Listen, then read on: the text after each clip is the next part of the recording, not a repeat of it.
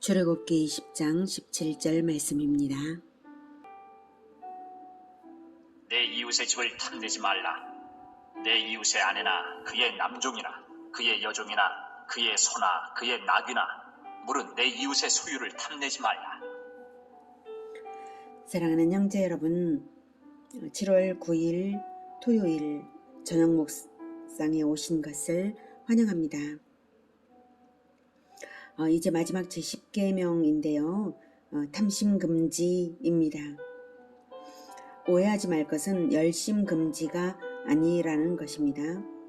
즉 이웃의 것이 아니라 내 것을 잘 키우는 건강한 열심을 금지하는 것은 아닙니다. 하나님이 주신 내 것, 나의 아내, 나의 가족, 나의 직원, 나의 가축, 내가 심은 나무, 내 기술, 내 지식, 나의 노하우, 콘텐츠 이런 것들 모두가 내 자원들인데요. 내 자원을 사랑하며 잘 키워서 더 좋게 만드는 것은 결코 금지되지 않았습니다. 그런 것을 탐심이라고 말하지 않습니다. 오히려 하나님이 맡겨주신 것이니까 하나님을 섬기는 마음으로 하면 충성이고 사랑이죠. 하나님께 받은 여러분의 소유는 잘 키우시기를 바랍니다. 제10계명을 지키려면 내 것인가 남의 것인가를 잘 구분하면 됩니다. 내 것이 아닌데 탐낸 적 있으십니까? 탐내지는 않았어도 부러웠던 적은 있으십니까? 부러워하는 마음이 죄라고 하기에는 좀 그렇긴 하지만 그러나 부러워하는 마음이 있으면 죄가 틈탑니다. 제10계명은 남의 것을 부러워하지 말라는 뜻으로 받으시기 바랍니다. 10계명 강의 마지막 시간이니까 10계명을 외고 지나가죠. 제1계명은 너는 나 외에 다른 신들을 내게 두지 말라. 제2계명 너를 위하여 우상을 만들지 말고 섬기지 말라. 제3계명 내 하나님 여호와의 이름을 망령되게 부르지 말라. 제4계명 안식일을 기억하여 거룩하게 지키라. 제5계명 내 부모를 공경하라. 제6계명 살인하지 말라. 제7계명 간음하지 말라. 제8계명 도둑질하지 말라. 제9계명 내 이웃에 대하여 거짓 증거하지 말라. 제10계명 내 이웃의 소유를 탐내지 말라. 이웃의 소유를 탐내지 말라, 부러워하지 말라고 했는데요. 그러면 어떻게 내 것보다 좋은 것 가진 사람 보면서도 부러워하지 않을 수 있을까요? 진짜 내 것, 영원한 내 것을 보면 남의 것이 안 부럽습니다. 잠시 좋아 보이는 헛된 것을 부러워하지 않게 됩니다. 진짜 내 것이 뭐냐고요? 시편 119편 56, 57절에 나옵니다. 내 소유는 이것이니 곧 주의 법도들을 지킨 것이니이다. 여호와는 나의 분깃이시니 나는 주의 말씀을 지키리라 하였나이다. 네, 내 소유가 금도 아니고 은도 아니고 하나님의 말씀을 지킨 것이 내 소유라고 합니다. 왜 그렇게 되냐면 영원한 소유만 진정한 소유이기 때문에 그렇습니다. 천국에 가지고 들어가는 것만 진정한 소유이기 때문에 하나님의 말씀과 법도를 지키는 것이 내 소유를 보장하는 것입니다. 여호와가 나의 분깃이기 때문입니다. 분깃이란 분배받은 땅 상속분이라는 의미인데요. 여호와가 나의 분깃이란 이 말은 하나님께서 나에게 나는 네 거야 라고 말씀하시는 것과 같습니다. 온 세상을 다 가진 남자가 자기 아내에게 나는 네 거야 라고 말하는 것과 같은 거죠. 여러분이 그 아내라면 어떻게 하겠습니까? 남편을 기쁘게 잘 섬기겠습니까? 나만의 소유물을 따로 챙기겠습니까? 남편만 소유하면 전체가 다 내 소유와 다를 바 없으니 남편을 기쁘게 섬기는 것으로 모든 것을 누릴 수 있는 소유자나 마찬가지인 것이죠. 그처럼 여호와가 내 재산이니 여호와만 놓치지 않으면 다 되는 것입니다. 분깃은 상속재산처럼 완전한 분배로서 받은 재산이라는 의미입니다. 상속재산은 내 공로로 받는 것이 아니라 내가 상속자에게 속하면 상속받는 것이죠. 소속이 중요합니다. 그런 의미에서 분깃이라고 하신 것입니다. 내가 여호와 하나님께 속하면 받는 것입니다. 그러니 하나님 소속인 것을 법도를 지킴으로써 증명하겠다는 것이죠. 공로가 아니라 소속만으로 받기는 하지만 소속이 증명되지 않으면 안 되니까 법도를 지킴으로써 자기 소속, 자기 증명을 하겠다는 것입니다. 또한 분깃은 다른 사람이 차지할 수도 없습니다. 이것은 영원한 것입니다. 하나님이 주시는 것이니 영원하고 확실합니다. 하나님이 잠시 나에게 빌려주신 것이 있고 영원히 주신 것이 있습니다. 이 땅에서의 재산은 분깃이 아니라 빌려주신 자원입니다. 천국집은 분깃입니다. 이 땅에서의 건강은 분깃이 아닙니다. 빌려주신 자원입니다. 천국의 영생은 분깃입니다. 이 땅에서의 재능이나 두뇌나 재물이나 인맥도 분깃이 아닙니다. 빌려주신 자원입니다. 천국의 능력과 천국 공동체가 분깃입니다. 하나님이 세상 모든 사람들에게 각각 잠시 빌려주신 것들이 있는데요. 어떤 것은 굉장히 좋아 보입니다. 하지만 이 땅의 모든 것은 잠시 빌려주신 것에 불과합니다. 하나님이 나에게 주시는 것, 영원히 주시는 것을 보면 잠시 빌린 것을 부러워할 필요가 없겠죠. 남들이 가진 자원, 그것은 이 땅의 모든 자원이 잠시 빌린 것이므로 그것이 아무리 좋아 보여도 부러워할 필요가 없어요.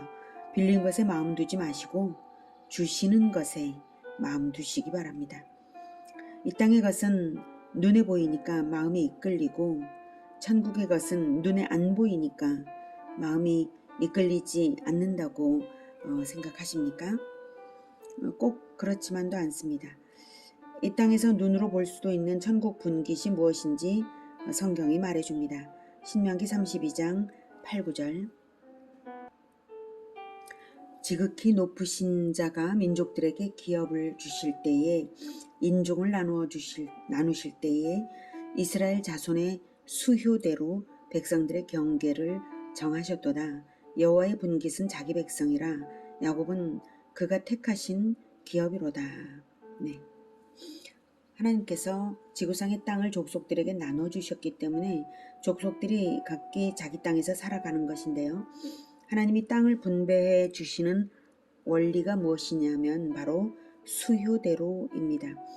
백성의 수가 많으면 큰 땅 주시고 백성의 수가 적으면 작은 땅 주셨다고 보면 됩니다. 이스라엘 백성이 가나안 정복할 때도 그랬습니다. 정복전쟁을 시작하기 전에 정복할 땅을 분배를 먼저 했는데요. 백성의 수만큼씩 각 지파별로 땅을 분배했습니다. 그러고 나서 전쟁을 수행했습니다. 그러니까 각 지파들은 자기 땅이 보이니까 적극적으로 전쟁에 참여했고 이겼습니다. 그런데 어떤 지파는 더 적극적으로 실천했고요. 어떤 지파는 덜 했습니다. 그래서 실천의 정도에 따라 땅의 크기에 변동이 생겼습니다. 자, 분배의 원칙은 두 가지입니다. 백성의 수효와 실천입니다. 천국의 땅도 백성의 수효와 실천에 따라 분배될 것입니다. 성경은 진리의 책이고 성경의 하나님의 명령에는 영원한 진리가 내포되어 있기 때문에 천국 기업 분배의 원리를 미리 알 수 있는 것입니다. 천국에 들어가는 사람들은 공동체별로 들어갑니다. 이스라엘이 가나안에 들어갈 때 지파별로 분배를 받았고요. 예수님은 두세 사람이라도 예수님의 이름으로 함께하는 공동체에 함께하겠다고 하셨습니다. 아무리 작아도 공동체별로 들어갑니다. 예수님께서는 열두 제자에게 너희들이 이스라엘 12지파를 다스리는 12보좌에 앉아서 12지파를 다스리리라 라고 말씀을 하셨죠. 예수님의 천국은 거대한 12개의 나라가 있는 제국입니다. 그리고 그 12개의 나라들 안에도 다시 지도자들이 또 있어서 만왕들의 왕이 바로 예수님이 되십니다. 천국은 제국입니다. 그러므로 수많은 나라들, 작든 크든 공동체들이 바로 나라들이고 그 나라들을 개척하는 자들, 그런 자들이 공동체를 개척했으므로 그 공동체의 크기가 다른 것이죠. 그렇게 예수님의 이름으로 함께하는 공동체들이 천국에 들어갑니다. 아무리 작아도 공동체별로 들어갑니다. 그리고 천국에는 각 개인별로 반드시 살 집이 있습니다. 자기 땅이 있습니다. 가나안에 이스라엘이 들어갈 때 땅을 분배받지 않은 가정은 하나도 없었던 것과 같죠. 만약 없으면 천국에서 쫓겨난 것이죠. 그러니 공동체의 계열을 따라 들어가 영역을 이루고 모든 개인들에게 공평하게 주시는데요. 공동체의 백성의 수는 실천의 정도에 따라 다를 것이기 때문에 모든 개인들은 분명히 공평하게 받았지만 공동체의 백성 수가 많을수록 공동체의 땅도 클 것은 자명합니다. 땅이라는 것이 말 그대로 땅만 아니라 자원을 총체적으로 의미한다고 볼 때 공동체의 수가 많으면 그만큼 함께 누리는 덩어리가 크므로 그만큼 부자라고 할 수 있겠죠. 가나안 땅 정복할 때는 땅이 눈에 보입니다. 그런데 우리가 하는 전쟁은 창과 칼로 싸우는 전쟁이 아니고 영적 전쟁입니다. 우리가 차지할 땅도 현재의 땅이 아닙니다. 그러면 눈에 보이는 것이 무엇일까요? 바로 백성입니다. 백성의 수효, 이것은 어느 정도 눈에 보입니다. 여호와의 분깃은 자기 백성이라 야곱은 그가 택하신 기업이로다. 네. 하나님은 오직 자기 백성만을 분깃, 기업으로 차지하신다는 말씀이신데요. 그 의미는 우리에게 주시는 힌트입니다. 사람을 얻으라. 사람이 천국 재산이다. 이것입니다. 하나님은 사람을 얻기 위하여 에덴에서부터 지금까지 사람을 얻기 위하여 열심으로 일하고 계십니다. 지금도 계속해서 영혼의 재창조를 위하여 오래도록 일하고 계신 분이 바로 하나님이십니다. 그러니 우리도 마찬가지로 사람을 얻어야겠습니다. 사람이 천국 재산입니다. 그래서 분깃이라고 기업이라고 제발 좀 눈치채고 알아들으라고 하시는 것입니다. 아까 영토 분배의 두 원칙은 백성의 수와 실천이라고 했죠. 백성의 수는 전도를 해서 세례를 받게 하면 하나님 백성의 수를 늘리는 것이겠죠. 그러나 전도자인 내가 법도의 실천이 없으면 나는 사람을 얻은 것이 아님을 직시해야 합니다. 내가 전도는 했는데 나 자신이 말씀을 실천하는 모범을 보이지 못하고 세상 방식으로만 살아간다면 나는 엄격하게 말하면 전도를 하는 것이 아니라 인도만 했을 뿐이죠. 예, 그 사람이 교회에 다니도록 장소를 인도했을 뿐이죠. 내가 전도했다는 것은 전도를 했다는 것은 온전한 하나님의 도리, 그 도리를 내가 말과 행실로 전했다는 것입니다. 그런데 내가 전도한 그 사람이 나에게서 모범을 보지 못하면 마찬가지로 그도 역시 죄 지으면서 살든지 나에게서 떠나든지 할 것 아닙니까? 둘 다 내가 사람을 잃는 것입니다. 얻은 것이 아닙니다. 그러므로 진정한 전도란 하나님의 말씀을 말과 행실로 나타내면서 살아갈 때 진정한 전도가 되는 것이죠. 그것이 사람을 얻는 것입니다. 그러니 전도한 후에는 내가 먼저 모범을 보이면서 법도의 실천으로 보살펴야 하는 것입니다. 하나님은 그 사람을 잃지 않으시겠지만 나는 실천이 없으면 사람을 잃을 수 있다. 이것입니다. 자, 이제 눈에 보이는 나의 천국 분깃이 무엇인지 분명해졌죠? 바로 예수님을 믿는 사람입니다. 내가 전도해서 나를 통해 예수님을 따르는 사람. 그 사람들이 바로 내 공동체요, 내 천국 분깃입니다. 그렇다고 해서 그 사람이 내 하수인이 된다는 것은 아닙니다. 오히려 나의 섬김을 받는 사람입니다. 내가 전도한 사람들은 나의 섬김을 받는 사람들입니다. 그게 예수님의 원리니까요. 대속주 예수님을 따라 대속적인 고난을 각오하여서 모범으로 섬기는 자가 진정한 전도자입니다. 자, 그러니 이 땅의 것을 탐내어서 사람을 잃겠습니까? 사람을 얻기 위해서 이 땅의 것을 내주겠습니까? 영원한 보배를 얻기 위해 잠시 가진 것을 사용하는 것이 지혜로운 것입니다. 사람만이 영원한 보배입니다. 사람을 얻기 위해서는 내가 잠시 가진 물질을 기꺼이 사용하는 것입니다. 마태복음 19장에는 잠시 가진 재물에 대한 탐심 때문에 영원한 자기 분깃을 놓쳐버리는, 영원한 자기 분깃을 크게 얻을 수 있는 큰 기회를 놓쳐버리는 어떤 사람이 나옵니다. 마태복음 19장 16절. 어떤 사람이 주께 와서 이르되 선생님이여, 내가 무슨 선한 일을 하여야 영생을 얻으리이까? 예수께서 이르시되 어찌하여 선한 일을 내게 묻느냐? 선한 이는 오직 한 분이시니라. 내가 생명에 들어가려면 계명들을 지키라. 선생님이여, 내가 무슨 선한 일을 하여야 영생을 얻을 수 있습니까? 이 사람은 선행을 해야 천국에 들어간다고 생각한 것이죠. 물론 선행을 당연히 해야 합니다마는 선행 때문에 천국에 들어갑니까? 원죄가 있는 인간은 근본적으로 완전히 선할 수가 없어요. 선행으로 천국 들어가는 것이 아닙니다. 선행으로 천국에 들어가는 것은 공로로 들어가는 것이 아니라 소속으로 들어가죠. 우리 죄를 십자가에서 해결하신 예수 그리스도를 믿어야 죄사함 받고 비로소 그제야 선행도 의미가 있는 것이죠. 선행은 다만 나를 자기에게 소속시켜 주신 예수 그리스도께 감사해서 그 감사를 나타내는, 최선을 다해서 감사를 나타내는 그것이 선행으로 나타나는 것이지, 선행의 공로가 천국을 얻는, 영생을 얻는 조건이 아니라는 것입니다. 이 사람이 모르는 것 두 가지는, 첫째는 죄인이 영생을 얻으려면 죄를 먼저 해결해야 하는 것이지 죄의 해결 없이 선행이 영생과 무관하다, 이것을 모릅니다.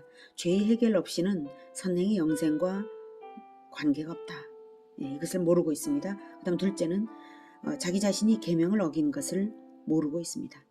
예수님은 모든 사람을 아시기 때문에 이 사람이 어떤 계명을 어겼는지를 알고 계시죠. 그래서 계명들을 지키라 라고 하신 것입니다. 18절. 이르되 어느 계명이오니이까? 예수께서 이르시되 살인하지 말라, 간음하지 말라, 도둑질하지 말라, 거짓 증언하지 말라, 내 부모를 공경하라, 내 이웃을 내 자신과 같이 사랑하라 하신 것이니라. 그 청년이 이르되 이 모든 것을 내가 지키었사온데 아직도 무엇이 부족하니이까? 예수께서 이르시되 내가 온전하고자 할진대 가서 내 소유를 팔아 가난한 자들에게 주라. 그리하면 하늘에서 보화가 내게 있으리라. 그리고 와서 나를 따르라. 하시니 그 청년이 재물이 많으므로 이 말씀을 듣고 근심하며 가니라. 이 사람은 청년이었어요. 청년. 그리고 부자였고요. 자기 나름 계명을 흠없이 지켰다고 자부하는 청년이었어요. 그래서 어떤 계명이냐고 반문했고, 도대체 자기가 어긴 계명이 없다 이거죠. 예수님은 계명들을 늘어놓으셨습니다. 그 중에서 내 이웃을 내 자신과 같이 사랑하라는 제5계명, 제5계명부터 제10계명까지를 포괄적으로 표현한 계명이죠. 내 이웃을 내 자신과 같이 사랑하라. 그런데 여러분, 이 청년이 계명을 어겼다면 적어도 어느 계명을 어겼습니까? 바로 내 이웃을 내 자신과 같이 사랑하라는 계명을 조상 때부터 어기고 있었어요. 자기가 모를 뿐이죠. 내 소유를 팔아서, 내 소유를 팔라고 예수님께서 말씀하신 것이 바로 힌트입니다. 내 소유를 팔아 가난한 사람들에게 주라. 내 소유를 팔아 가난한 자들에게 주라. 여기서 소유는요, 토지라는 의미로 말씀하신 것인데요. 이스라엘의 토지법은 원래 하나님이 주실 때에 토지 매매를 금지하셨지 않습니까? 어떤 사람의 토지가 원래보다 더 많아졌다면 길어야 희년까지만이지 자손에게 상속할 정도로 완전 자기 소유가 되었다면 불법인 것이 확실합니다. 율법에 희년이 돌아올 때마다 토지를 무상으로 원래 주인에게 돌려주게 되어 있거든요.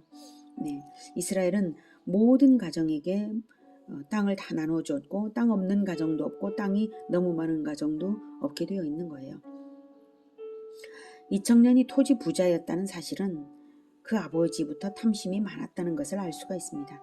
청년은 자기가 다만 아버지의 재산을 상속받았을 뿐이고 특별히 가난한 사람들의 재산을 빼앗은 적은 없다고 할지라도 그 토지를 돌려주어야 할 의무는 있는 거예요. 예.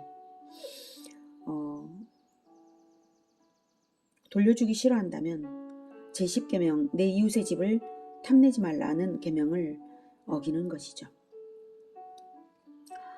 그래서 예수님은 소유 즉 토지를 팔아 가난한 자들에게 주라고 정당하게 명하신 것입니다. 정말 고민되었겠죠. 그런데 이 말씀은 순종하기만 한다면 굉장한 비결의 말씀입니다. 그리하면 하늘에서 보화가 내게 있으리라. 그리고 와서 나를 따르라. 그리하면 하늘에서 보화가 내게 있으리라고 하셨는데 하늘의 보화가 무엇일까요? 진짜 하늘 보화는 이 청년이 재물을 나누어 줌으로써 얻을 가난한 자들이 바로 하늘 보화입니다. 재물을 나누어 줌으로써 사람들을 얻는다면 천국에서 이 청년의 선행을 증언하고 함께 공동체로 살아갈 사람들이 되면 천국의 영토가 함께 넓어지는 것이 아니겠습니까? 잠시 살다 떠날 이 땅에서는 토지 팔아서 천국에서 영원한 토지를 함께 얻게 되겠죠. 이 땅에서 사람을 얻으면 말입니다. 그리고 와서 나를 따르라. 토지 팔아 나눠주는 것은 회개의 행위로서 예수님의 제자로 살아가고자 할 때 선행이 되어야 합니다. 죄도 버리지 않은 채로 제자가 될 수는 없거든요. 이 청년은 비록 자기가 남의 것을 갈취하지는 않았다 할지라도 자기 선조가 남의 땅을 자기 재산 사유화했기 때문에 그것을 물려받고 있는 한은 부모의 죄에 가담하고 있는 것입니다. 그러므로 죄를 먼저 버려야 예수님의 제자로 살아갈 수가 있습니다. 그래서 먼저 팔라 그리고 와서 나를 따르라 이렇게 하셨죠. 예수님은 아무한테나 제자로 부르지 않았습니다. 이 사람은 그 일만 할 수 있었다면 굉장한 사람이 될 수 있었어요. 예수님이 아무나 제자로 부르지 않으셨다니까요. 어떤 사람은 예수님의 제자가 되겠다고 했는데도 예수님께 거절당하기도 했어요. 그런데 이 청년은 영광스러운 부르심을 받은 거죠.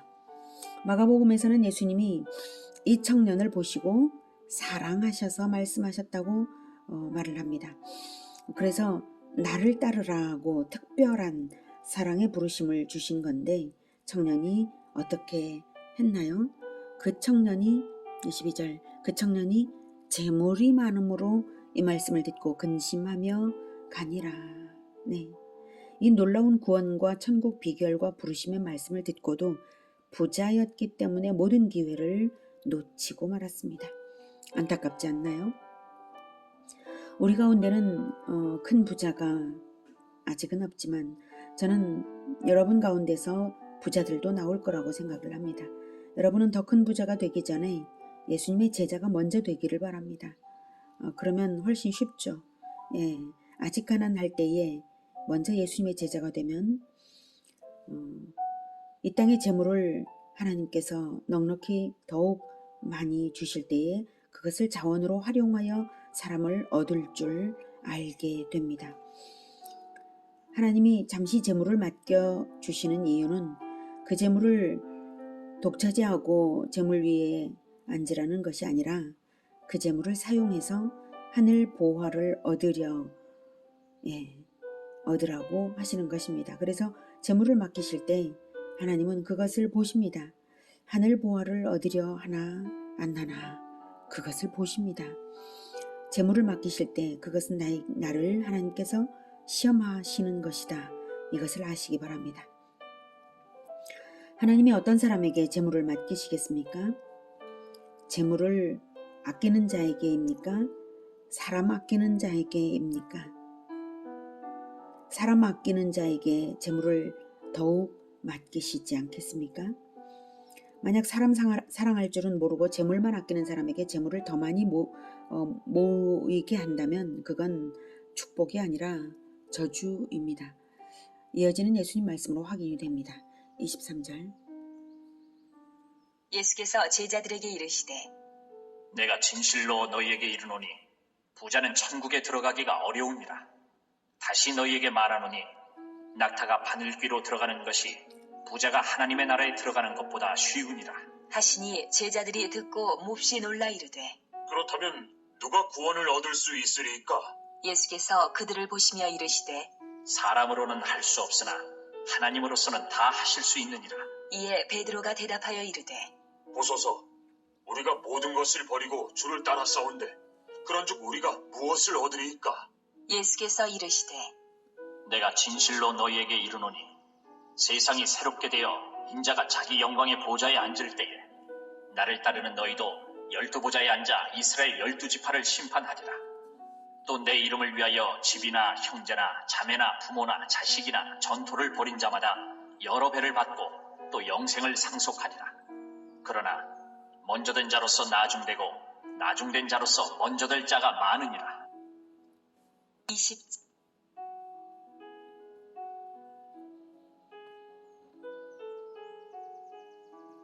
네. 낙타가 바늘귀로는 못 들어가죠. 예, 시일이나 들어가죠. 낙타는 죽었다 깨어도 못 들어갑니다. 이런 비유까지 들면서 부자가 천국에 못 들어간다고 하십니다. 여기서 부자는 재물이 많은 자라기보다는 탐심 때문에 사람보다 재물을 더 사랑하는 자라는 의미입니다.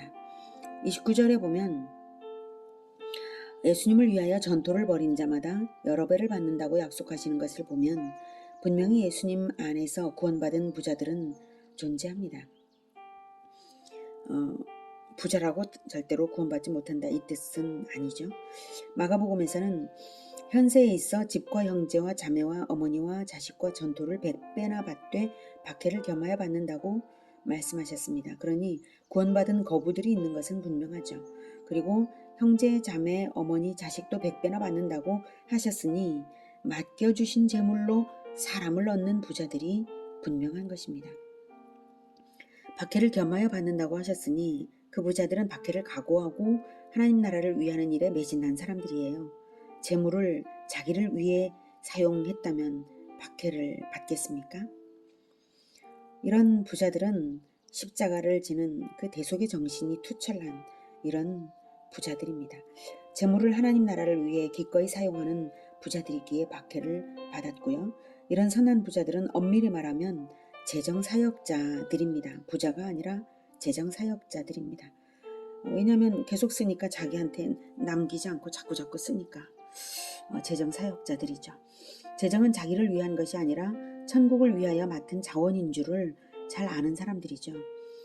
그래서 자꾸 쓰니까 다른 사람들 보기엔 엄청 부자인 것 같아요. 그러나 사실 자기를 위해서는 남기지 않고 계속 흘려보내는 사람들이죠. 하나님께 빌린 것을 탐내지 않고 하나님이 영원히 주시는 것만 바라는 사람입니다. 이 땅에서 부자가 되기를 원하는 것이 아니라 천국에서 부자이기를 소망하는 그런 사람들입니다. 저는 여러분 가운데서도 이런 선한 재정사역자들이 나오기를 축복합니다. 사람을 얻기 위해 돈을 쓸 줄 아는 재정사역자들은 하나님의 계명을 지키는 것만이 영원한 소유라는 사실을 깊이 새기는 사람입니다. 오늘 주신 하나님의 말씀을 깊이 새기며 마음에 새겨 두시기 바랍니다. 내 이웃의 집을 탐내지 말라. 이웃의 아내나 그의 남종이나 그의 여종이나 그의 소나 그의 나귀나 무릇 내 이웃의 소유를 탐내지 말라. 시편 119편 56, 57절 내 소유는 이것이니 곧 주의 법도들을 지킨 것이니이다. 여호와는 나의 분깃이시니 나는 주의 말씀을 지키리라 하였나이다. 기도하겠습니다. 하나님 감사합니다.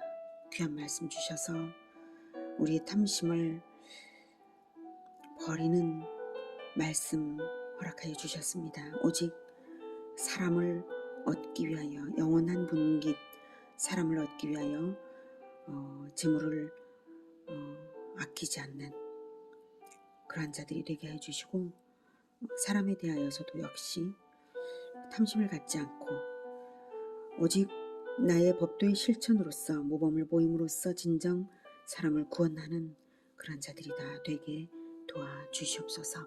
예수님의 이름으로 기도드립니다. 아멘. 이어지는 시간은 개인 기도 시간입니다.